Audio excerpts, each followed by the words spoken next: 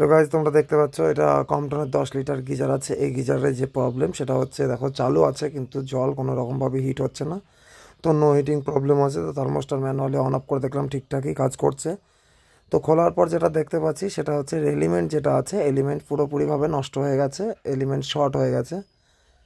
তো এই গিজারের যে ট্যাঙ্কি সে ট্যাঙ্কি তোমাদের দেখাচ্ছি। দেখো ট্যাঙ্কির ভিতরে এখনও কত পরিমাণে ময়লা আছে ও কিছুটা ময়লা কিন্তু আমরা বাইরে বার করে নিয়ে এসেছি। তো কিছুটা যে আয়রন ছিল তার থেকে আমরা বাইরে বার করে রেখেছি, সেটা তোমাদেরকে দেখাচ্ছি। তো এখনও ট্যাঙ্কিতে ময়লা কিন্তু আছে, তো ট্যাঙ্কিটা পুরোপুরি ক্লিন করে নেব। তো তখন কিন্তু আমি একটা নতুন যে এলিমেন্ট আছে সেই এলিমেন্টটা নিয়ে আসবো, নিয়ে এসে তোমাদের দেখাবো। তো ফাইনালি দেখতে পাচ্ছ বন্ধু আমি কিন্তু আমার কাছে নতুন এলিমেন্ট যেটা আমি নিয়ে এসেছি, পাশাপাশি দুটোই রেখেছি সেম এলিমেন্ট, কিন্তু এটা এত পরিমাণে নষ্ট হয়ে গেছে দেখেই বুঝতে পারছো আর কোনোভাবেই কিন্তু ইউজ হবে না।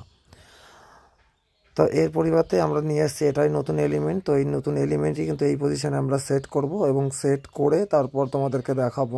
তো দেখতে পাচ্ছ ট্যাঙ্কে কিন্তু পুরোপুরিভাবে নিট অ্যান্ড ক্লিন করে রাখা হয়েছে, পুরোপুরি পরিষ্কার আছে ট্যাঙ্কি, তার কোনো রকমই আয়রন নেই। তো এই ট্যাঙ্কিতেই কিন্তু আমরা এবার নতুন যে এলিমেন্ট আছে সেই এলিমেন্টটা কিন্তু এখানে সেট করব। তার আগে যে কিছুটা কাজ আছে যে আমরা এই কানেকশানগুলো একটু খুলে নিয়ে রেখে দিচ্ছি। তো এবার যেটা করব সেটা হচ্ছে তোমাদের কাছে দেখাবো এই নতুন এলিমেন্ট তো যে পজিশানে ছিল সেম সেই পজিশানে সেমভাবে একইভাবে কিন্তু লেগে যাবে। তা দেখেই নিচ্ছ তোমাদের যে এই যে ওভারলোড আছে ওভারলোডটাও কিন্তু আমি তোমাদেরকে সেট করে দেখাবো। দেখো এখানে যে ওভারলোড আছে ওভারলোডটাও কিন্তু এখানে সেট হয়ে যাবে। তো এবারেই কিন্তু ট্যাঙ্কিতে আমরা এলিমেন্টটা বসিয়ে নেবো ঠিকঠাকভাবে, যাতে কোনো রকমভাবে সমস্যা না হয় এবং সেটিং ঠিকঠাক না হলে কিন্তু ওয়াটার লিকেজের প্রবলেম হবে। তো সেটাই কিন্তু আমি আজকে সেট করব।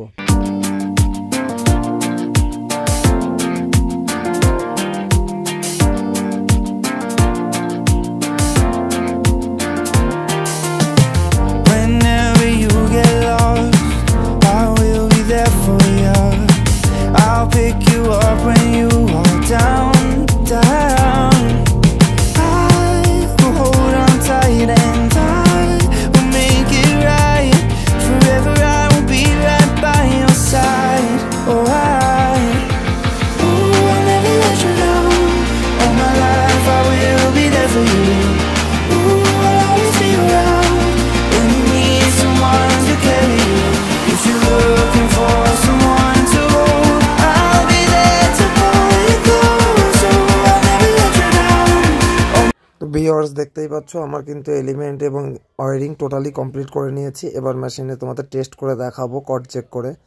গ্রাউন্ড নেই কিন্তু কয়েল দেখো এখানে কয়েল আসবে এবং কানেকশান পুরোপুরিভাবে আসবে, সেটা ম্যানুয়ালি তোমাদের চেক করে দেখাবো। বুঝতেই পারছো যে এখানে যে রেজিস্ট্যান্সটা আসছে ওটা কিন্তু তোমার হিটারের যে আসছে কয়েল এলিমেন্টের রেজিস্ট্যান্স আসছে।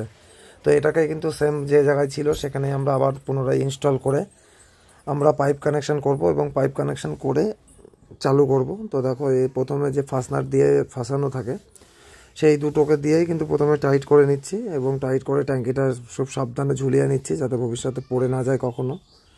তো এই ইনপুটের লাইনেও এবার যে পাইপ কানেকশান করে নিচ্ছি। পাইপ কানেকশান করে নেওয়ার পর যতক্ষণ আউটের জল না আসবে ততক্ষণ কিন্তু আমরা এই পাইপ লাগাবো না। তো দেখতেই পাচ্ছ কিন্তু জল ওখানে চলে এসেছে। তো আমরা যে আউট পাইপ যেটা হট ওয়াটারের লাইন তো সেটাও কিন্তু আমরা লাগিয়ে দিলাম। লাগানোর পর কিন্তু এটাকে এবার লাইন চার্জ করব, লাইন চার্জ করে চালিয়ে জল গরম করব। তো এই দেখো এখানে পাশেই কিন্তু ইলেকট্রিক পয়েন্ট করা আছে। তো এবারে কিন্তু আমরা এতে মেন পাওয়ার দেব। মেন পাওয়ার দিয়ে দেখতে পাচ্ছ ইন্ডিকেটার কিন্তু এখন পুরোপুরিভাবে জ্বলছে, লাল এবং সবুজ দুটোই জ্বলছে।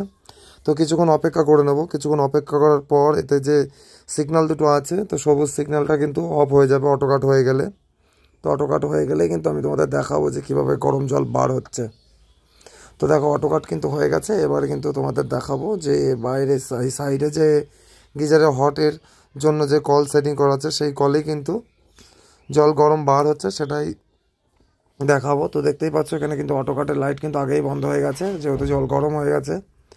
তো এখানে দেখো যে জলটা আমরা বার করে দেখাচ্ছি যে এখান থেকে দেখো যে বাষ্প উঠছে, মানে গরম কিন্তু অতিরিক্ত হয়ে গেছে, মানে খুবই গরম হয়েছে যেটা আর হাতে নেওয়া যাচ্ছে না। তো ফাইনালি কিন্তু আমাদের এই গিজার কমপ্লিট হয়ে গেছে সারানো। ভালো লাগলে অবশ্যই আমার এই চ্যানেলটা সাবস্ক্রাইব করবে এবং একটা লাইক করে দেবে।